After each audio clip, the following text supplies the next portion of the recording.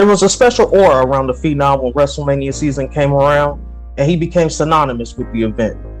It was never planned from the beginning, but once WWE caught on to the fact that Undertaker had not been defeated at WrestleMania, it took on a life of its own.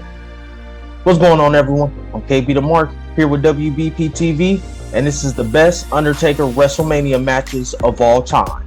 Without further ado, let's cue that intro.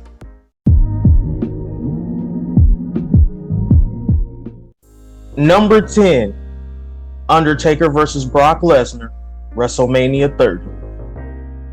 This was that match. The one that will go down in infamy as it was the night The Undertaker's undefeated streak came to an end.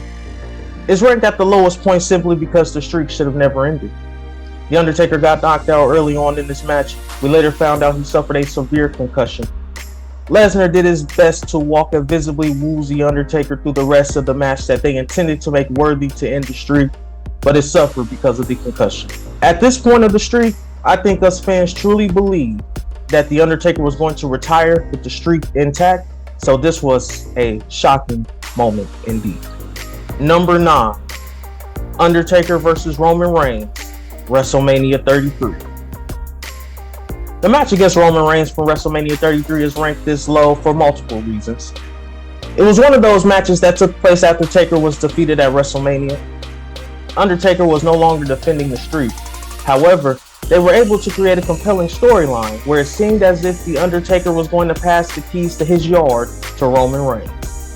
The problem with this match had more to do with how hard it was to watch, as the Phenom looked off his game, even though Reigns tried his best to help him throughout the match.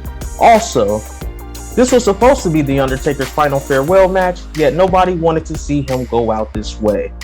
There was an entire spectacle following the match where he left his gloves, jacket, and hat in the ring as if this was it, only to return the next year to redeem himself. Number 8, Undertaker vs. Big Boss Man, WrestleMania 15. It was a bummer that we only got this ministry incarnation of The Undertaker character at one WrestleMania. It's even more of a bummer that he appeared with this look one time at WrestleMania. Undertaker was feuding with the corporation and Big Boss Man was part of that faction. Undertaker and the Brood performed a fake murder by hanging the Big Boss Man from the roof to the cell to leave the fans with a lasting visual. The match was mediocre, but mainly memorable for the hanging of the Big Boss Man. Number 7, Undertaker vs. Randy Orton, WrestleMania 21. Randy Orton was the legend killer, and The Undertaker was a legend with a legendary streak to be killed. When WrestleMania came around, he RKO'd his on-screen girlfriend Stacy Keibler and made his intentions clear that he wanted to test his luck against the Phenom at WrestleMania, thus turning heel again. He came closer than anyone else up to this point, and there were rumors that Orton was highly considered to beat the streak too.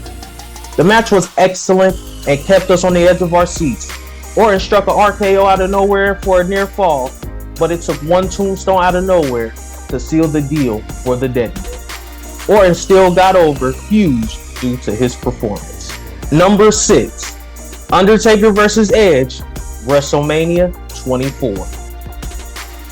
This was the second time The Undertaker was in the main event of WrestleMania, and it was for a world championship again. The Undertaker was defending his streak against Edge, who was also undefeated at Mania. These two had a history going back to when Edge cashed in his Money in the Bank on Undertaker after last year's WrestleMania. This match was the main event on a really stacked card, which included Ric Flair's retirement match against Shawn Michaels, but they still really delivered. The match started off slow but had a great storytelling the entire time. In the end, Edge tried everything a desperate, slimy heel would do to defeat The Undertaker, but none of his shenanigans or plans worked. The dead man eventually caught Edge with the tombstone to win the world championship as the crowd popped. Number 5, Undertaker vs. Kane, WrestleMania 20. This was the night The Undertaker returned to the dark side on the 20th anniversary of WrestleMania. When Undertaker returned to the WWE in the year 2000, he debuted his more humanized biker character as the American Badass, leaving the mythical powers of the dead man behind. After being buried alive at Survivor Series, Undertaker returned at WrestleMania in Madison Square Garden alongside Paul Bearer to face off against his brother Kane. The entrance alone was surreal and something we all anticipated for months. This match was more about The Undertaker returning to the dark side rather than trying to achieve a 5-star classic. The Undertaker played all his greatest hits and picked up the victory, leaving the fans satisfied with his return. It might not have been a great match, but it was definitely a great WrestleMania moment. Number 4, Undertaker vs. AJ Styles, WrestleMania 36. Unfortunately, this was the WrestleMania that almost didn't happen because of the global coronavirus pandemic. However, the WWE found a way to make sure the show went on by holding the event in their very own performance center rather than in Raymond James Stadium like planned. The two were scheduled to have a regular singles match, which is a match that would have been something special if it took place a decade earlier. Better late than never, right? Thankfully, the pandemic allowed them to get creative, and we got an amazing cinematic boneyard match, basically a buried alive match between the two.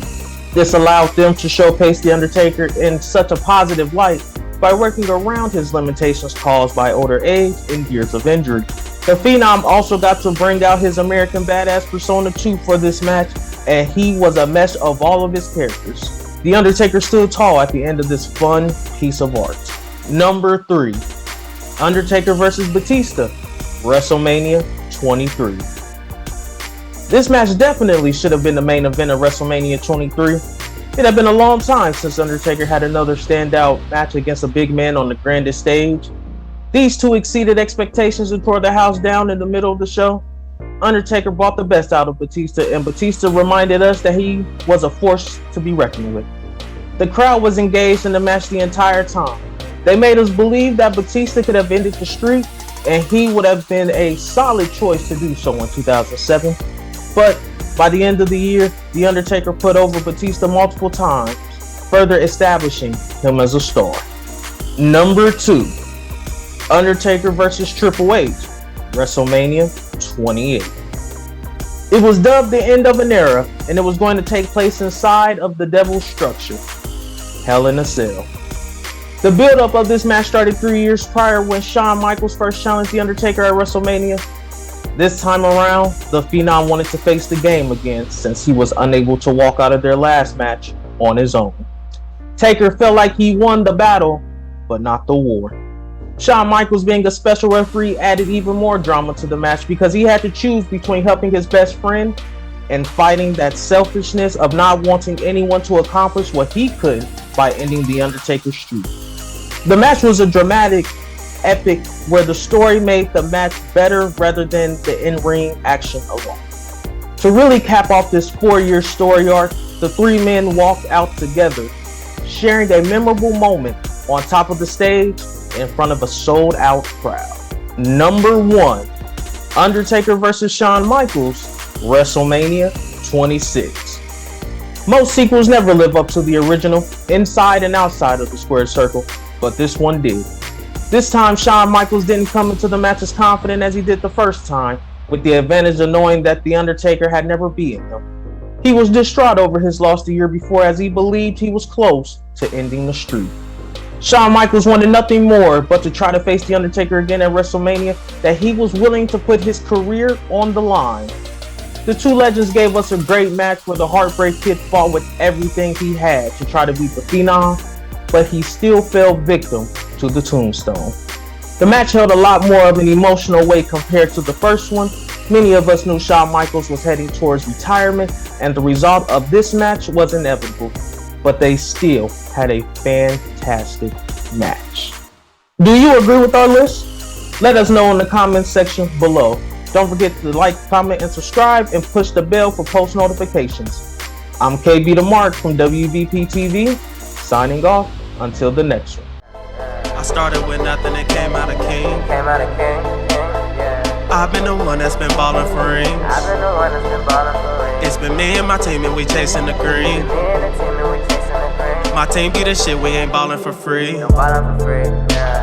My team be the shit, we ain't ballin' for free.